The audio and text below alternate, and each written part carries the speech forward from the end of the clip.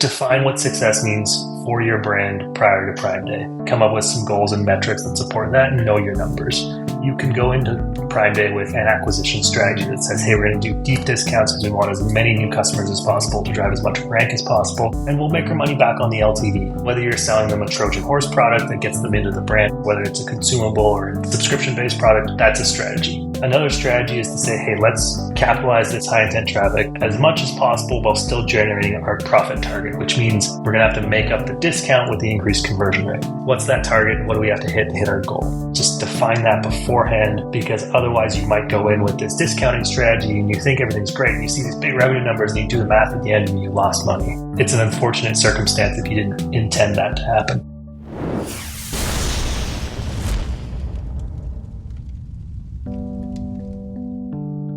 Content from real people equals instant credibility for your brand.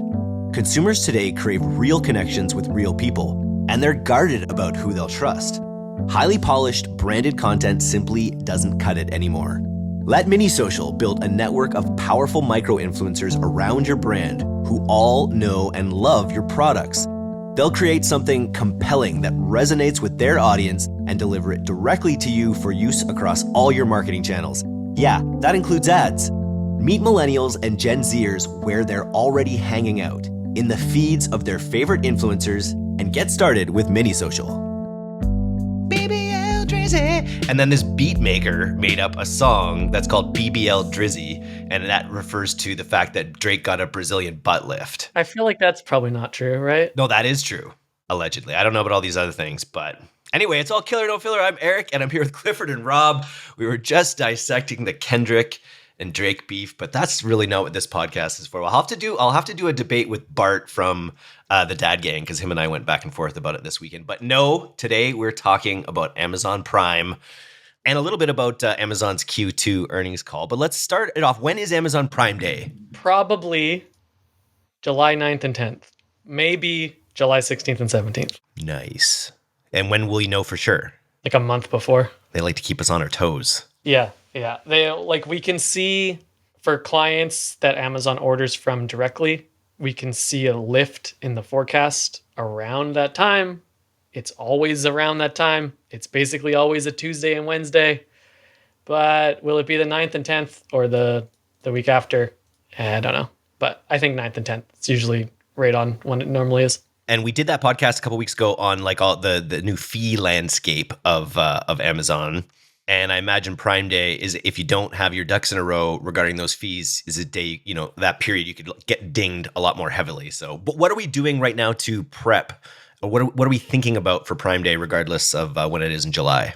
Really just building, success on Prime Day is really built in the lead up to Prime Day. So what you can do now is optimize your listings, make sure they're as good as possible from a conversion rate standpoint and an SEO standpoint, but then drive sales volume.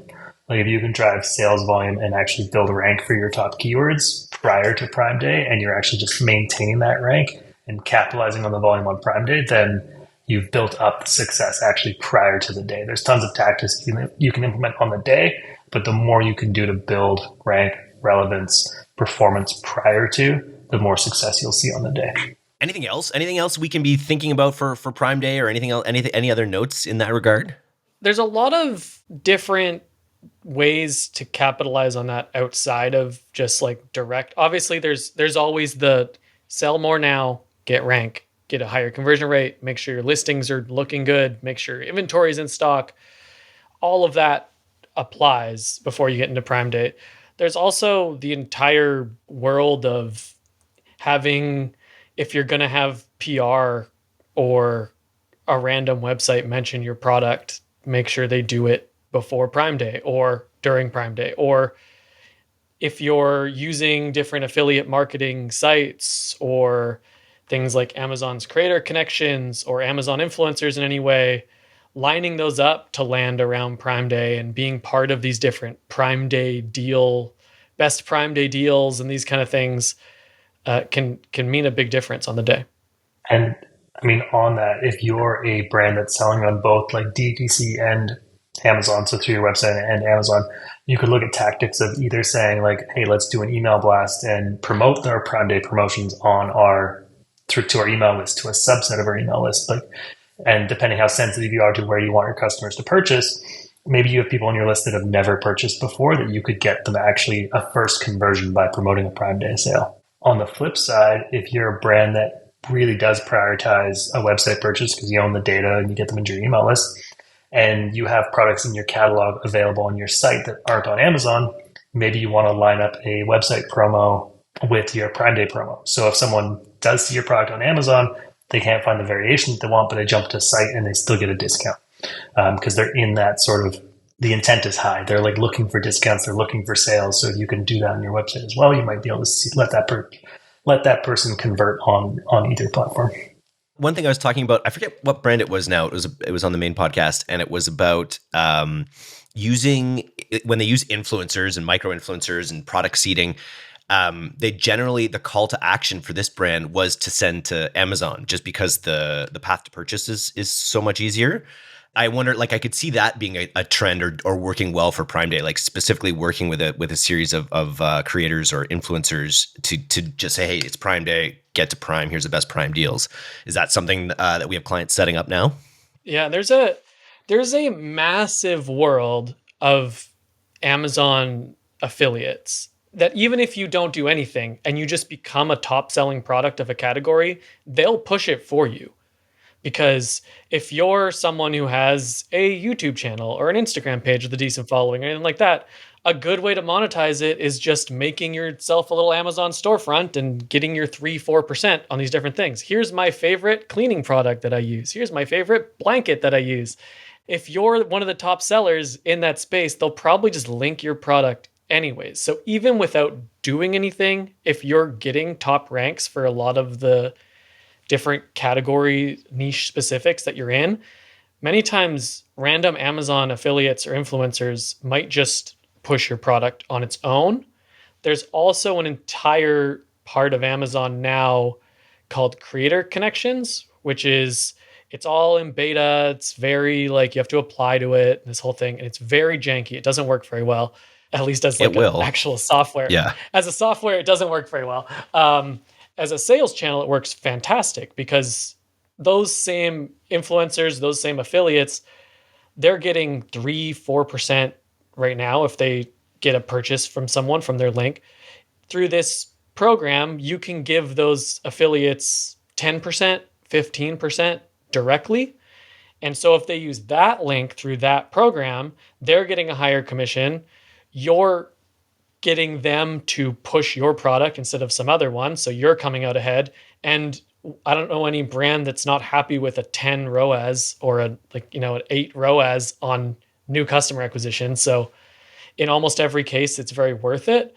And it's very low lift as well, because they're just going into their portal, clicking in, seeing what products are there, and seeing, well, I'm going to make 15% on this compared to the 4% I'd normally make. I'm going to push this one instead.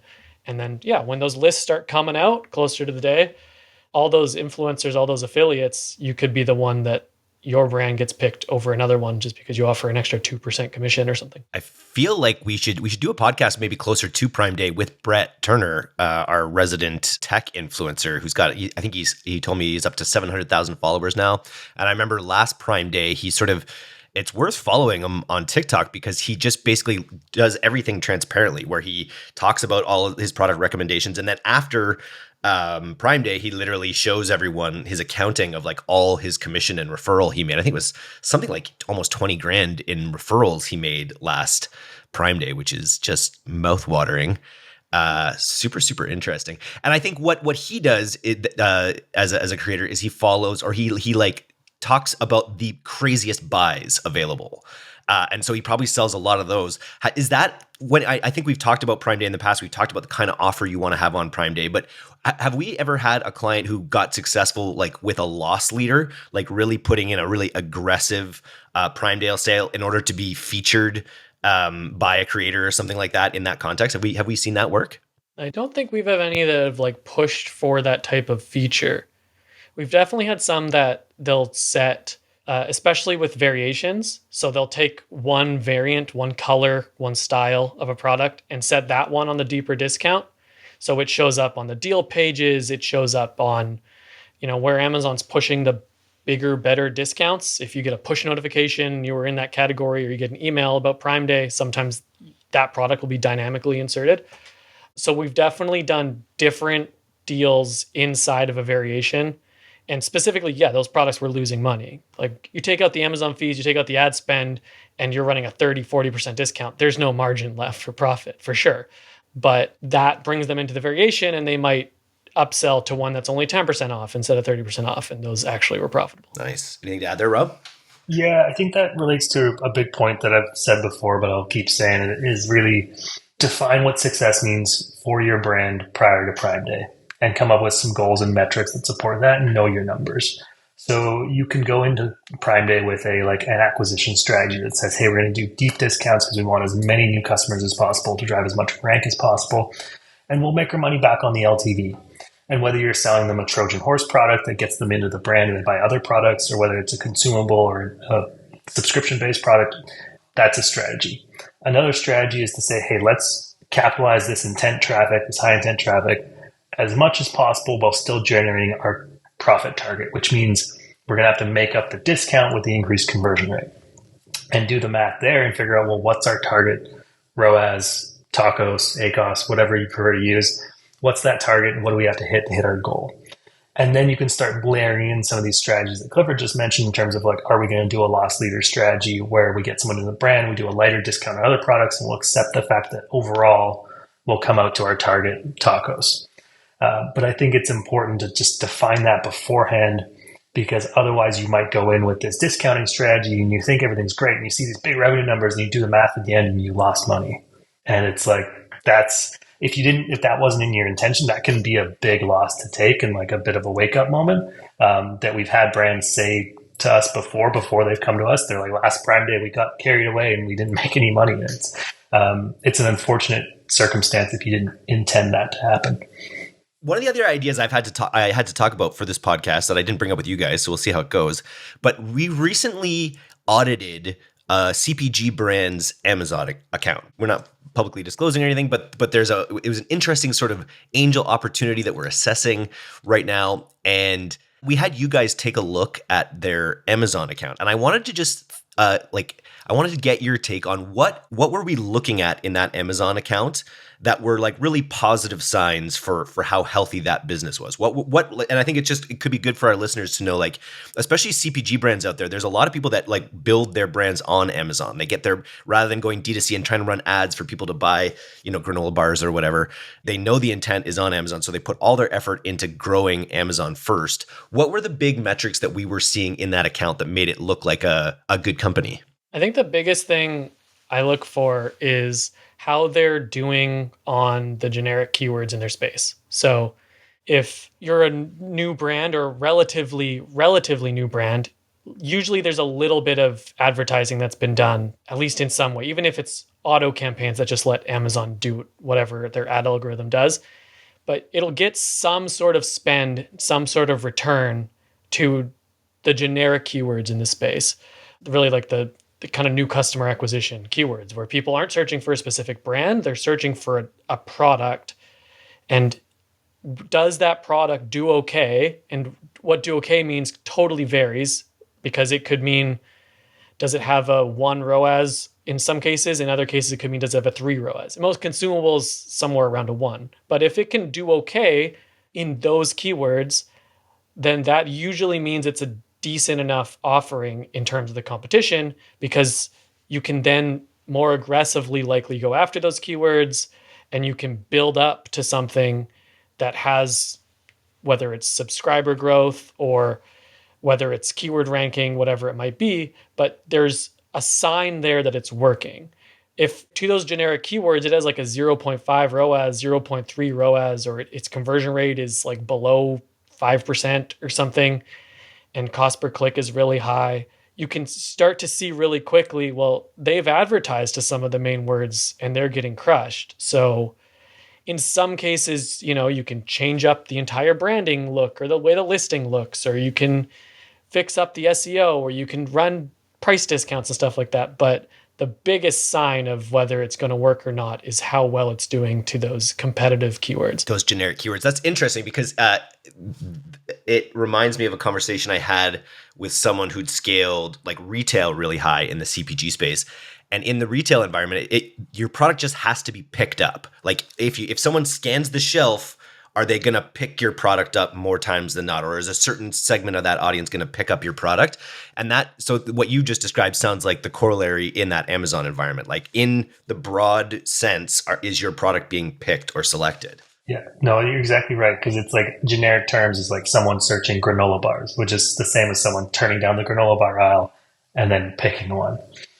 And you're just in that sea of results. So how do you stand out? And then I think in terms of like success metrics, like once you look at those initial, like that's the biggest one. And then you start layering on the things, of course, like looking at reviews and repeat customer rate and saying like, if generic continues to perform and then you have good reviews and then you have a strong repeat rate and then you have like X, Y, and Z on top of that, then it just builds the case. But I agree with Clifford that generic performance is kind of number one. What do we have to say about the earnings call this year? What was it? Q1 earnings call, Q2 is it now? I don't even know. Amazon's business news, they're up 24% year over year, driven by the help of the lovely new ads that we get in Prime Video, as well as probably the Amazon ads work that agencies like you guys are doing. What were your thoughts on the earnings call, Clifford? It's pretty boring. Like in terms of like, there's nothing new and exciting. There's nothing crazy that happened, but it's just, they are definitely driving for more profit. As with every tech company, they're just driving for more profit. The advantage that Amazon has is their volume is so massive that a small turn of the dial towards profitability is a lot of profit. So, they increase their profit margin by 1-2%. We're talking about $10-20 billion. The problem that a lot of sellers are going to have is where they're making that profit. Like, yes, AWS is doing amazing things with AI and all that, and AWS is its own large business inside Amazon that's doing incredible. The marketplace side of things, Amazon is continuing, it seems, to move away from selling things themselves. So being that 1P, you wholesale to Amazon, they sell it, and allowing just more third-party sellers to sell on the platform and embracing it more. But Amazon making more profit when they have more third-party sellers really just means they're making more money from those third-party sellers. So those fees we've talked about in the past, the advertising revenue, majority of that advertising revenue is from sellers trying to push their product. So if advertising revenue goes up, really it's sellers just spending more against each other, and Amazon just comes out ahead from it. So although like Amazon is doing well, revenue's up, profit is up, a lot of that isn't actually Amazon directly selling things. It's Amazon charging fees and advertising to sellers who are selling things on their platform. This reminds me of some relationship therapy I've been doing recently, where if like you win and your spouse or partner loses, you both lose in a debate. So I think I'm tying this, going deep personal on this. Yeah, so it's like, even though Amazon is winning in the profit department, where are those wins coming from? They're coming from its own ecosystem, which are maybe having less wins because of it. I know we feel like we can be in long relationships with Amazon sometimes. Yeah, I know. I think we'll work through this one with Amazon. We'll get through it. But yeah. Okay. Super, super important. Nice. Cool. Maybe we'll just leave it there today. I was scanning for any Bezos drama, but I feel like he's just so good at staying out of it. He's not even the CEO anymore. He's Andy Jassy. I guess Andy Jassy's the CEO. I think just the fact that Amazon in 2024, I just pulled a stat, will cross 40%. I think I'd already thought that Amazon was 40% of US e-commerce sales. It was just under apparently in 2023, but this year it goes to a full 40% of e-commerce sales and only growing. Good space to be in. Gotta love it. 100%. I know this is not a stock advice show. I'm just curious. Have you personally invested in Amazon? Yeah. Yes. And you continually, is it part of your like ongoing strategy? This is not financial advice. Yes. I haven't continued to dump in, but that's because I've been dumping money somewhere else. Currently. So I will. Nice. Because I like the Amazon in the last year is up 77%. Yeah. Their stock. And so it has been a fantastic investment. Yeah. It seems like it. It's one of those things that you just, if you don't pay attention to, it's easy to like look back and be like, oh yeah, that was the most obvious investment in the world. But it's good to know you guys are putting your money where your mouth is. They have such a stranglehold on the market because of their logistical like prowess. Any marketplace can pop up. And I think even Andy Jassy has said this before when he's been asked about Temu and some of these others that have popped up, is any marketplace can pop up. It's not difficult for a competitor to make a marketplace. People will come and sell on it. Like TikTok Shop has a lot of sellers on it already very quickly. The hard part is the literal physical on the ground warehousing and distribution that Amazon does so well. So they have such a hold on that market that in cases like this last quarter, that little just turn up of the dial of profitability saying like, well, we want to make some profit now, really makes them profit. And I think that's where the stock market as a whole has recognized that if Amazon wants to be profitable, they can be profitable whenever they want. Yeah. So even if it's at the expense of some sellers that dial sometimes. Up a little bit, and it's kind of impressive.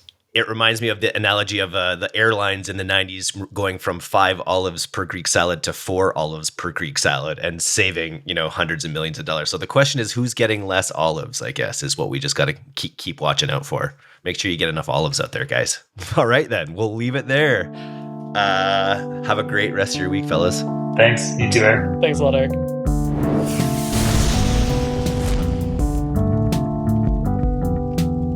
Thanks for listening to today's episode. If you're not getting the D2C newsletter, you can subscribe for free at directtoconsumer.co. And if you want to learn more about Pilot House's all-killer, no-filler services, take off to pilothouse.co. I'm Eric Dick, and this has been the D2C Podcast. We'll see you next time.